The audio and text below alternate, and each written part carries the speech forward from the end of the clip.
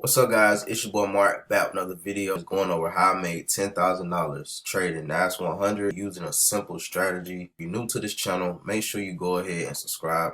Also click the notification bell so you can be the first to know once I drop a video on how you can make some daily cash.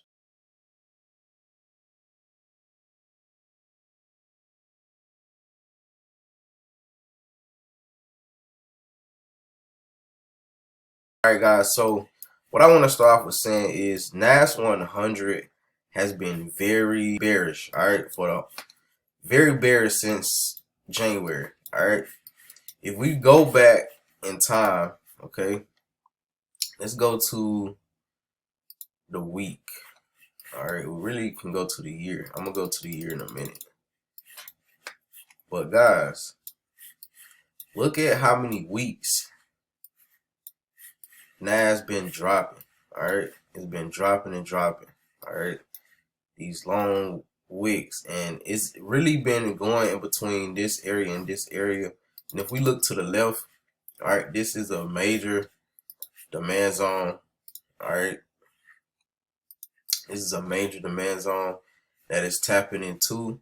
I feel like if it do break through this one, it can come down to the next one, and then potentially some buys. All right, back up, but we got to see how it react here, and then of course if it break through this one, just go to the next one. So at the end of the day, it's been very bearish. All right, it's been very bearish. It's about, look at that, it's about 30, almost 4,000. Oh, let's see what we at. Around 3,700 points all down. All right, around 3,700 points down. All right, but it's the thing, when it comes to Nas100, what you can do is literally scalp it and make a decent amount of money. So as you can see, we see this same zone on the 15-minute, but that's not how I want to look at it. All right, I don't want to have this big.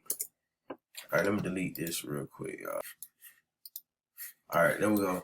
So what you can do is come down to the smaller time frames, all right, and see supply and demand zones as well, and take advantage of opportunities. Because if you know Nas100 give out some really good moves, and those moves are enough that could literally put you in a position, all right, to make some really good money. So this right here is the setups that I took today. All right, so today I made around 3,900. I was gonna push for that extra 100 to make it a 4K day, but I didn't. I decided not to do it and just take what I did, because it's literally outside of my trading session. As you can see, I did take a small buy here, and I got out early because I just felt like I was being greedy, and it's outside of my time that I trade. But I did get a push, but it just kept wicking, so I just hopped out. All right. Now, you don't always get that luxury of being able to get out the trade if you find yourself being greedy. So that's something that in my course that I talk. That's something in my course that I talk about, all right, a lot when it comes to Nas100, is taking a few trades, but only high profitable setups. All right, and if you do that, eventually we'll start making money, all right, with less trades. All right, because I know when I used to trade, when I think about my journey, all right, I went from taking a whole bunch of trades in one day to narrowing it down to one session. Let's look at the account real quick. All right, let's look at the account real quick. As you can see, this is my live account. All right, $10,000 profit for the month, and the month is not even over with. My payout is in a few days, so I'm trying to figure out if I'm going to continue trading on this account, or if I'm just going to just do a couple trades here and there and just wait for the payout. As you see, I was able to basically manage my trades. I took some losses. Every trader lose, all right? Every trader take losses. I don't know one trader that never took a loss, but the way I trade, all right, is basically the wins will always outweigh the losses. So when I do take a loss, it don't really affect me. You get what I'm saying? Versus you using a large lot size on an account that you know you should not be using that lot size. Over leveraging can literally hurt your account. It's all about percentage when it comes to growing the account. That's what your journey consists of, all right?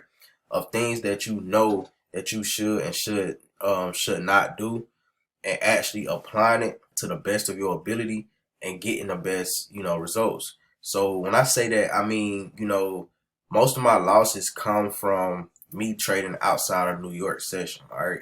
So my main session is New York, but most of those losses could have been avoided if I didn't try to trade Asian session or London session. It's things that we all have as traders that is something that we have to overcome. Mine is kind of over trading, but at the same time, I'm still using the same rules that I would use in New York session, which I also go into detail in my course that you can't trade each session the same way.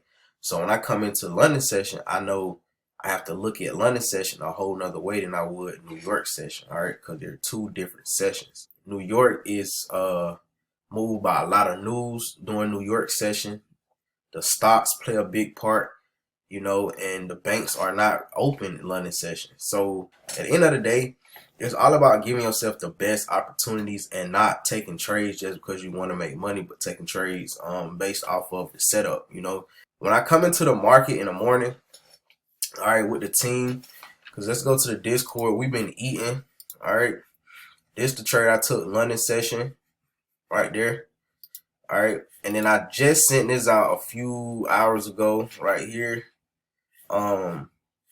This demand zone that Nas100 is at, as you see them arrows right there. What I was saying is we could get some potential buys there. As you see here, this is where it shot all the way up, and then here it's starting to buy from here, but it's on a super heavy downtrend for the day. It's 3:16, so the market finna get ready to close, all right, soon around 5 o'clock.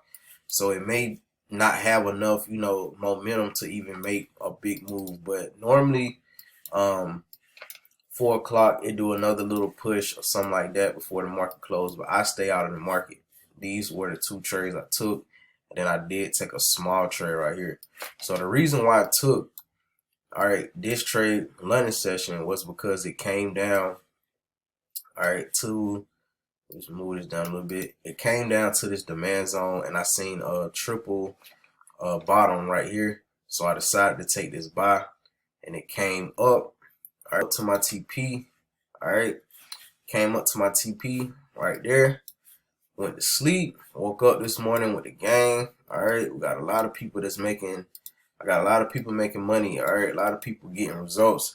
And the reason why I'm making this video is because you gotta know what to do when you start making money. All right, it's not the time to start being greedy, not the time to start making careless, careless trades. You gotta just be profitable. You gotta be emotionless. You gotta be in the middle.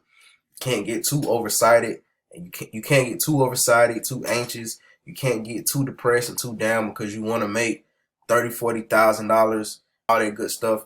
But it's steps and levels, So this morning we took this buy right here, New York session. What happened was it came down a little bit. All right, did like a liquidity grab, which I was cool on because I seen it. Really, I was looking for a W. All right, on the call I explained this.